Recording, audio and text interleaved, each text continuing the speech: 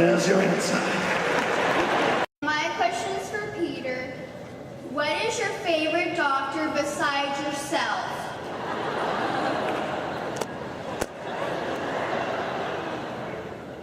I love them all. But you have to choose one. Welcome to America. I have to choose one. Yes. Or what? There's no what. What happens if I don't choose one? Then whatever. I think they're all amazing. I really do. I think they're all absolutely amazing. I grew up with the first four. So they formed my idea of who Doctor Who was. I followed them all. I think they've all done a fantastic job. Sometimes Doctor Who was a much harder job for an actor than it is now. Sometimes the show was unloved and didn't have very much money, and the doctors had to really, really work to make it happen. And every single one of them brought a commitment and a truth to it that is a standard. They brought a level of truth that everyone should. Yeah, you're telling me to wind up. Yeah, I know. I'm running out of an answer there. I think they're all great. Okay.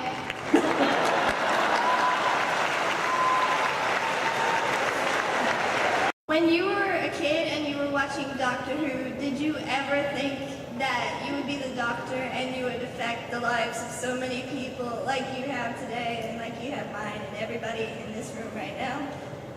Yeah. Did everyone, when they watch Doctor Who, think one day I'm going to be Doctor Who? I'm going to play the lead in my favorite television program, and I'm going to be transported across the world to meet all these wonderful people who are so, well, no, obviously I didn't think that because I just loved watching the show, and you don't think that, but the fact that it's happened is a bizarre and strange kind of thing, and one of the many, many delights is coming to Dallas and coming to meet all of you guys and understanding the level of sincerity and affection that you have for the show. In some ways that's a real surprise to us because Doctor Who's a very personal thing and everybody holds it very close to themselves, but when you come out and see that it is so loved around the world, it's a delight. So thank you guys for making us so welcome. If the three of you stepped into the TARDIS right now, who of you would be able to operate it the best and who would need the most rehearsal?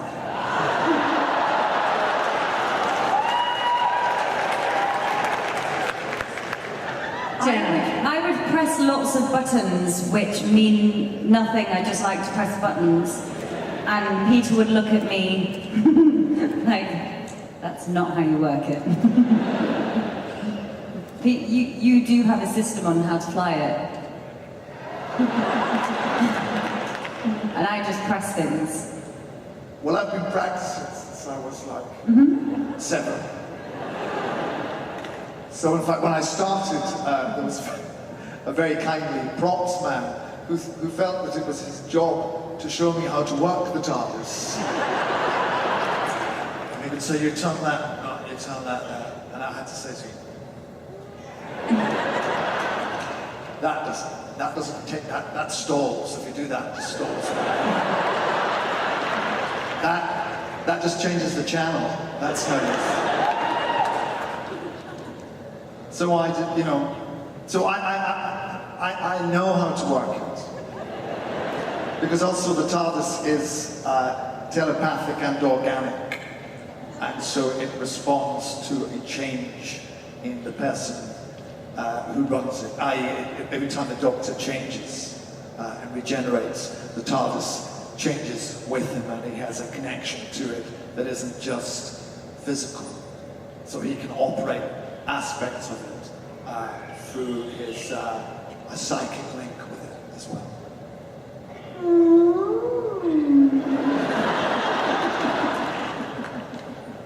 So I do the best.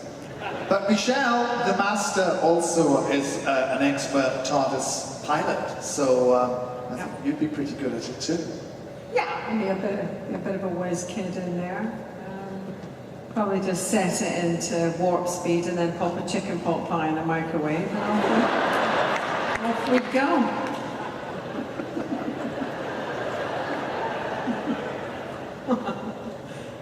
Never enjoy your own jokes, it's not a good idea for us. Hi. Oh, hi. How old are you? 10. 10. All right. Yeah. What's your name? Emily. Hi, Emily. Hi. Thank you for coming to Dallas. My question for today is, what's your most embarrassing or awkward moment on the set? Good question.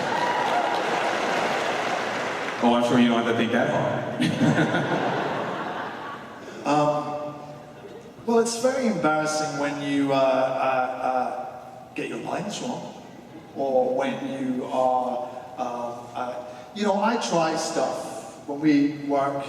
You try ideas to see if they work, and they don't always work. Sometimes they're very silly and don't come out very effectively.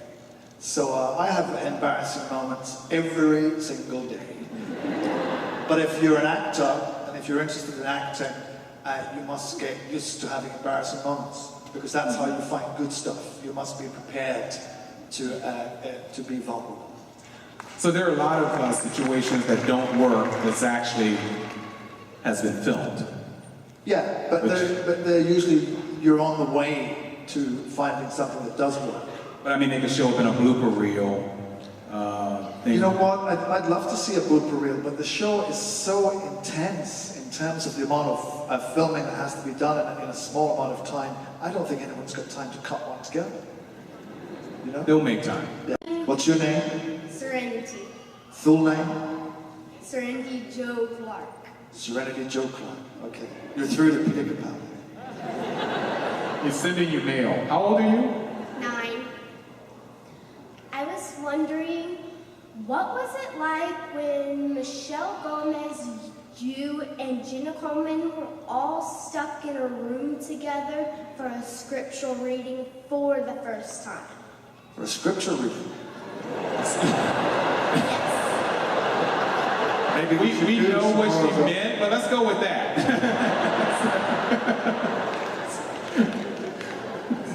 Let us pray. Religion, sorry. It was great.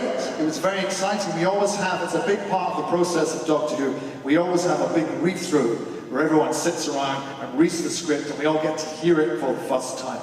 And it's one of those occasions when everybody who works on the production comes to it. So sometimes there's 200 people there. My very first, appearance as Doctor Who was at a script reading in front of 200 people, so it was terrifying. And so when Jenna and Michelle and me get together and do the thing, there's always a whole pile of other people there. And Stephen, who writes the scripts and runs the show, reads all of the stage directions that are in the script out, and he does it in a very funny and exciting and dramatic way. So the whole experience of the read-through is hugely exciting. And usually when a new character appears, like as soon as Michelle uttered her first words as Missy, or when she said, "You know who I am," I couldn't keep on calling myself Missy, I am the master. A huge round of applause goes up, from everybody around the table. So it makes it very exciting. So it was great. It's great fun doing that. Thank you. And then we do the scripture reading.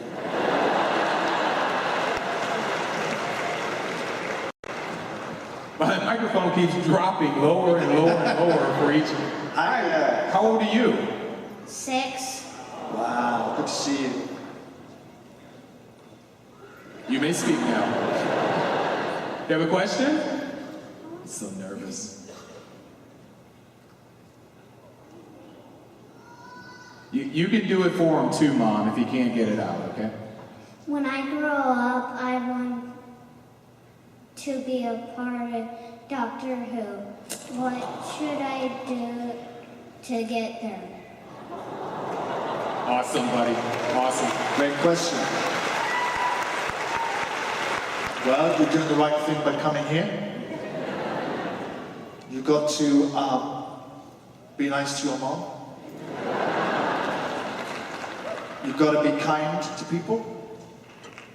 You've got to work hard and make the very best of the gifts that you have, of your talents, and take them out into the world. And if you work hard and you're kind and you are lucky, that will all be recognized. And if you write to the BBC and say, I love Doctor Who, I'd love to work on it, they'll maybe put that letter in a file somewhere, and when you're old enough, they may want to see you and talk to you about it. But the important thing is to have that ambition, to want to do that. Because if you want to do something like that, it means that you're a clever and a bright and a creative person. And that's the most important thing to take forward. To take forward that belief in yourself and in the belief of how valuable it is to bring creativity into the world. So you'll do fine.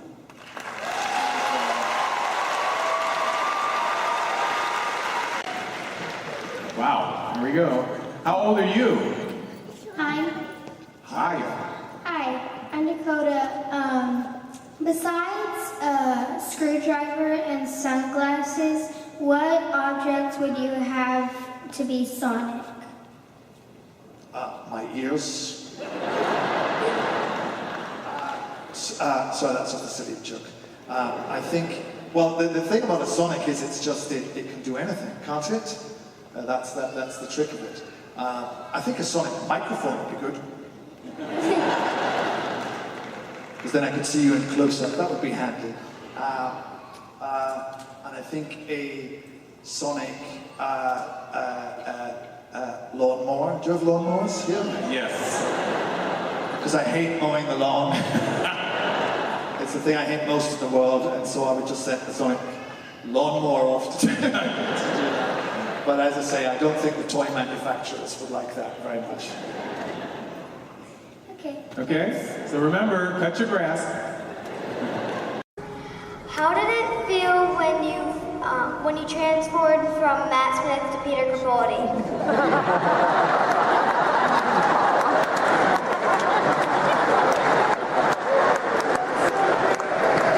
I've actually always been Peter Capaldi.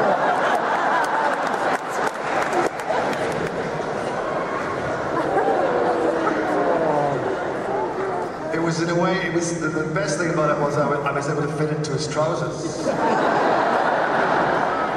which I'm sure a lot of people would be. I'll stop.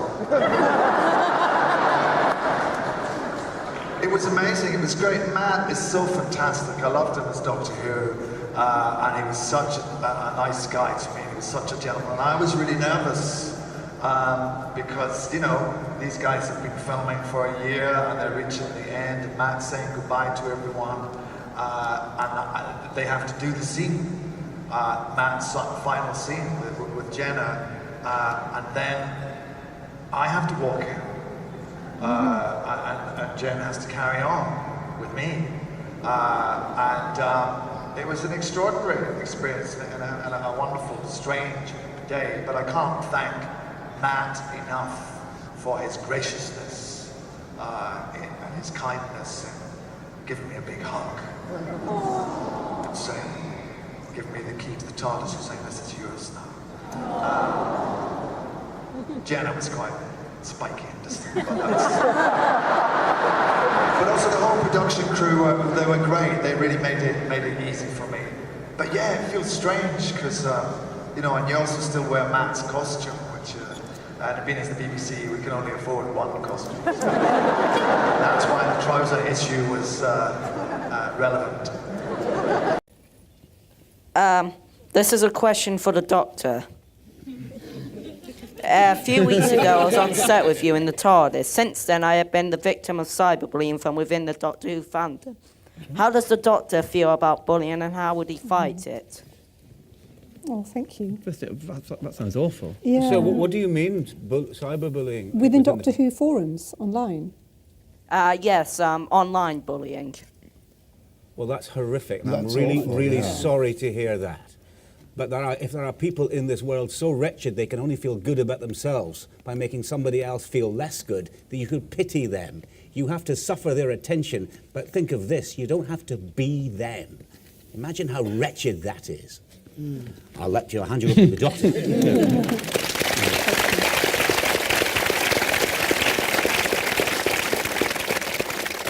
Well, I think that's awful, you know, and I think that the whole thing about Doctor Who, the essence of Doctor Who is kindness, you know. That is what really is underneath all of this, is that this is a person who moves through time and space and history and all kinds of situations and reacts to them ultimately, despite the different way, the different versions of them may appear, who reacts with kindness. And that is how everyone who is involved with Doctor Who should be, and how everyone who is a fan of it should be. If they're not kind, they're not receiving the show properly, and they're not really a fan of it. So I'm sorry that that's happened to you, and I hope that the people who are doing it will think again. What is your favorite villain from Doctor Who? Well, my favorite, I guess, from my time, my favorite villain or my favorite monster? Either. Okay. All right, well, let's do both. Because villains, I would say, are Davros is a villain. And he was played magnificently by Julian Breach in our show. Julian is a wonderful actor. If he was sitting here, I wouldn't know who he was. Because I only ever saw him with the Davros face on. And he just does the Davros voice all the time. Michelle Gomez, I think, is my favourite. She plays Missy and she does that magnificently with a great sense of fun and evil. You know, she'll do something very nasty to you while telling you a joke. So she's my favourite villain. But monsters, I love the Daleks. Sorry, I've got to say, I love the Daleks.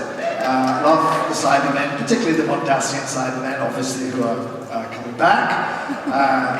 And from the old days, I like all the creatures from, there's an old episode called The Web Planet, where they have these weird insect creatures called the Zarbi and the Noctra. I love those. I love, Weeping Angels and all those guys. So, you like Weeping Angels? Is that...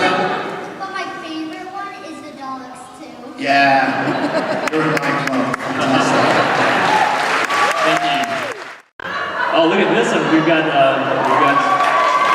Mini Me, which arrived. Someone want to help me with the mic? There we go. How many Whovians does it take to unscrew a hair? Thank you very much. This is kind of like a multiple sort of question to it, but do you still watch cartoons today, and also do you watch, back then when you were a kid, what cartoons would you watch? Do you still watch them to this day? Do I still watch cartoons? Yes.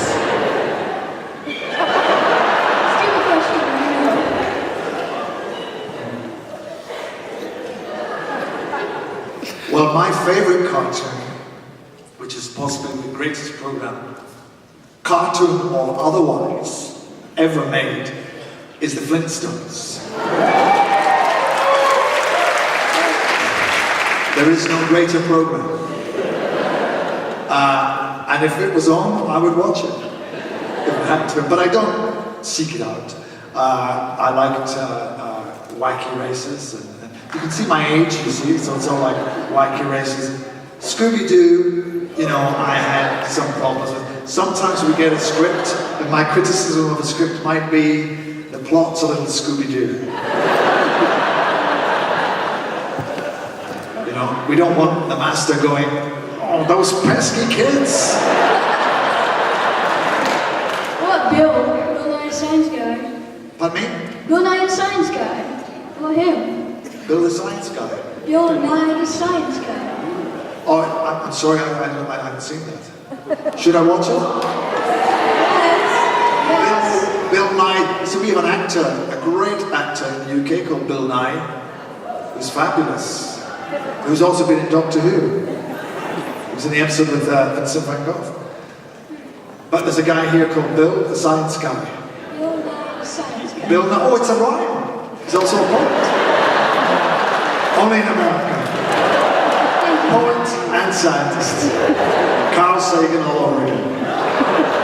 Hey, why? You need to come up here. You need to come up here. You got this Let's great see, look guy. at this guy.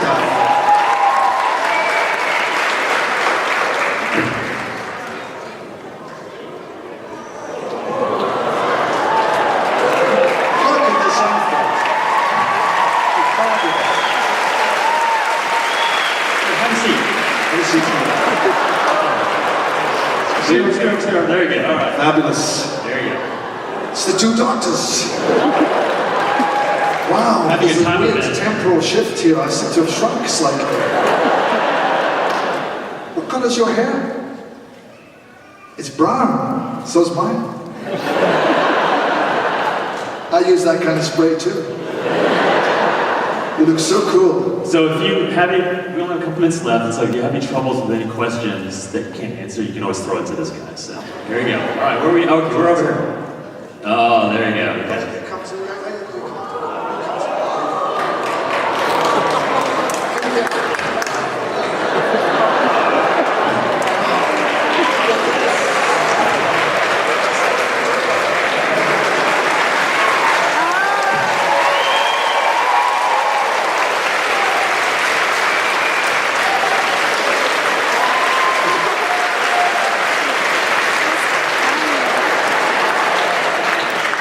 Have we got any other kids dressed as me?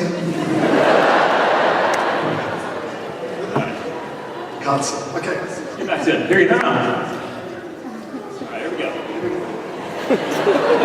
What was your favorite show on Doctor Who?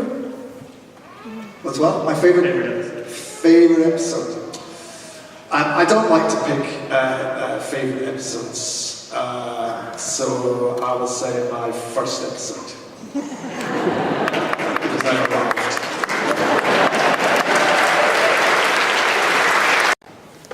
Hi, I'm Erica.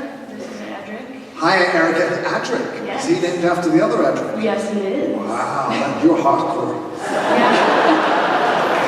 Everybody so far has loved the name, so we did. Oh, I love it. It's great. Do you have any other kids? Davros?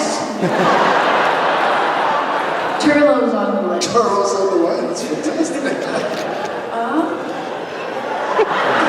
He gets that joke. It's so great. My brother Timothy told me to tell you, if at all possible, that right next to Tom Baker, you are his favorite doctor. Thank you, Timothy. And I was wondering if you could say hello to him. Timothy. Hello, how are you? Lovely to hear from you. That's Tom Baker, by the way, for those who don't know. But through it all, I stood tall and did it my way. What is your favorite item or accessory from the Doctor Who series? From my series? For any season? Of the whole thing? Yeah, the whole thing. Boy. What do you think? What's your favorite? Probably a sonic screwdriver, but one of my favorites is the sonic screwdriver glasses. The celery. Just the celery.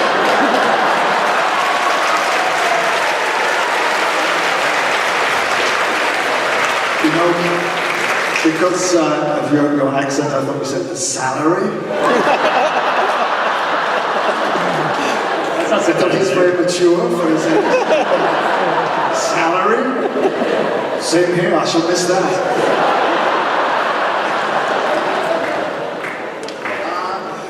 You know, my favorite thing is the TARDIS. The whole thing. You know, when I was a kid, they still, if you don't know what those things were, these were the days before mobile phones, and there were even people in their houses didn't have phones. But in the street, sometimes in the street, they would have an emergency phone, and that would be in that box. It would be, that's why it's called a police box. So the police had access to that, and if anyone had problems, they could go and use that phone. And when I was a kid, there was one in our street. I always thought, but is that a TARDIS really? What's inside? So I would have the TARDIS. I think the TARDIS is the best prop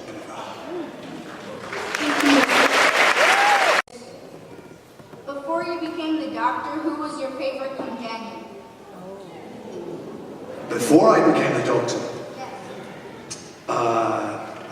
Probably Joe Grant or Sarah Jane Smith.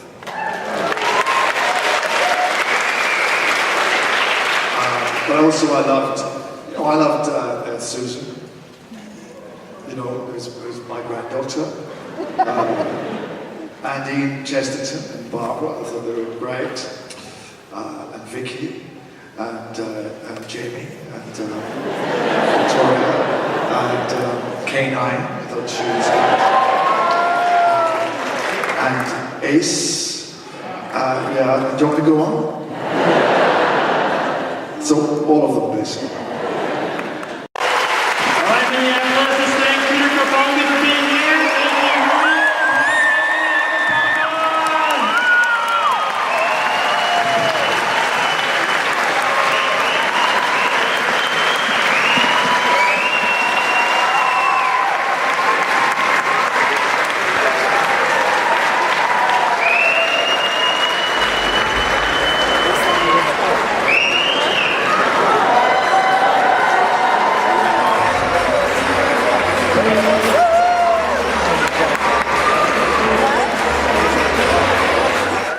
Hi, I'm Jonah. I'm sorry, I was very taken with this whole panel, actually. Yeah, and first of all, I just wanted to thank you, Peter and Stephen, for just donating so much of your time and energy to this show and making some unforgettable episodes and some unforgettable years. And Thank you. And what I was wondering is, every Doctor kind of has that iconic moment that when you think of that Doctor, you think of that moment. So, Peter, what do you think is your iconic moment? Good. By the way, you don't need to be nervous. That was an amazing question. That was an amazing question that I think everyone wanted to know. I think my iconic moment was decided for me, which is the best iconic moments always are, and it was this one. Yeah.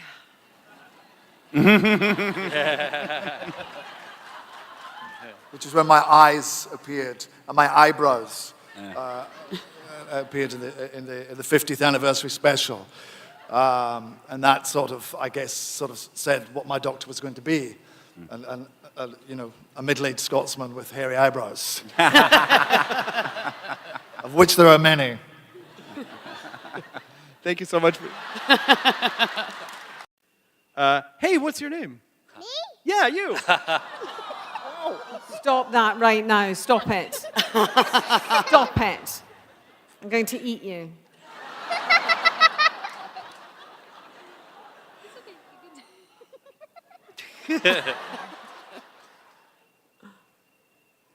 Yes.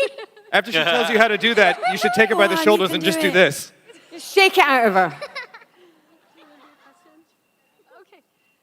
She wanted to know what was the hardest thing you did in the show. Oh. What was the hardest thing you did on the show? I had to die twice on one day. That was pretty tough. And I had to keep a straight face when that happened, so that was my hardest. Yeah. Sorry. Peter, what was the hardest? Leaving it. Even for him, even for the Doctor. I mean, even like that jamming his hands in the snow, that one shot, and he's fighting against regeneration and saying he's fighting against, I don't want to go, I don't want to go. Yeah. He, even until the end, is a fighter. would you say? Oh, yeah. Yeah, no, it's you know, every day has its hardships. That sounds so terrible. Obviously it doesn't, because it's wonderful. But every day there's something difficult to do. Often one of the difficult things to do on a regular basis is to look at a monster that's not quite as cosmic as you had hoped, and invest it with all the horror and terror that you had hoped after reading, when you read the script, that you thought the monster was going to be like. But in fact, all that does is make you respect the other doctors more, because we do the show at a time when we have a lot of more money and a lot of technology, and most of our stuff looks amazing. And all of the previous doctors have worked really with a lot of unconvincing latex, rubber, and cardboard, and rice, and porridge, and stuff. And never for a second have they ever shown you anything other than utter commitment to that truth. So that's great acting. You know, it's really, really good acting when you've got rubbishy monsters. If you could have a crossover with a movie cartoon, like Star Wars, Star Trek, or Rick and Morty, which one would it be? The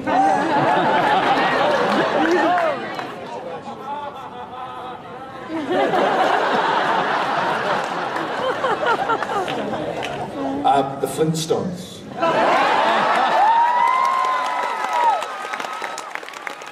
The Flintstones, the greatest program ever made.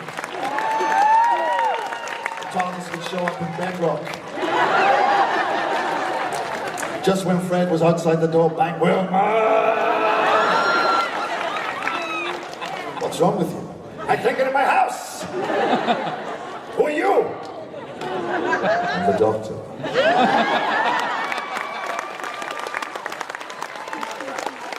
This is the Stone Age? Thank you. Thank you.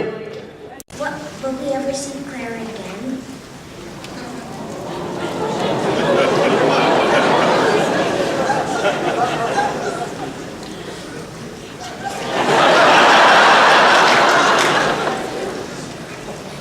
I think you may. I'll see her. You may see her again too. But I won't spoil things. Say that one thing. You may see her. She's still there. Everyone in Doctor Who is still there.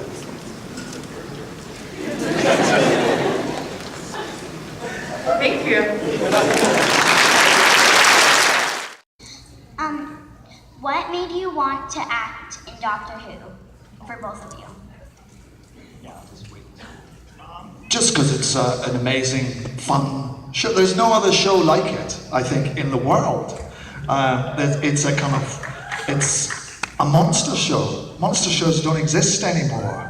You know, there used to be a few of them around in the 60s, but shows with, you know, people in rubber suits pretending to be from other planets are sadly very few on the ground anymore. So getting to act with monsters is just like doing stuff you do in the playground when you're a kid. And also just to get the chance to pretend to be Doctor Who is amazing. It's just an amazing world to step into, isn't it? It's so amazing, and it's I think one of the greatest parts of it is that kind of every episode is a completely different, sort of embraces like a different genre while still having the monsters that you blow up, which is it's just wonderful. You know, like one day you're doing like you know, we're on a different planet, like fighting emoji robots, and then, you know, the next day you're in a full Victorian period costume on like an iced over Thames with like a massive version of Westminster Bridge like above you. It's insane. I mean, every day was so different, and so it's so exciting. It's basically the best show on TV.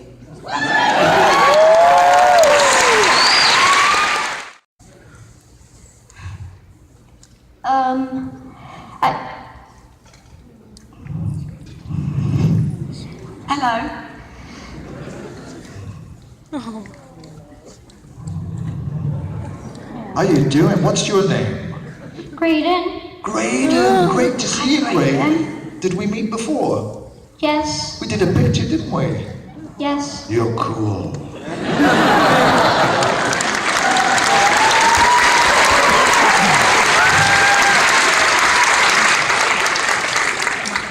You want to ask something?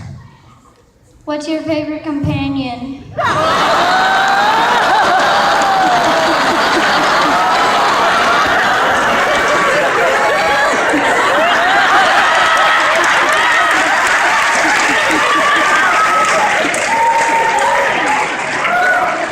Hands down, no questions asked. Sorry, it's K9.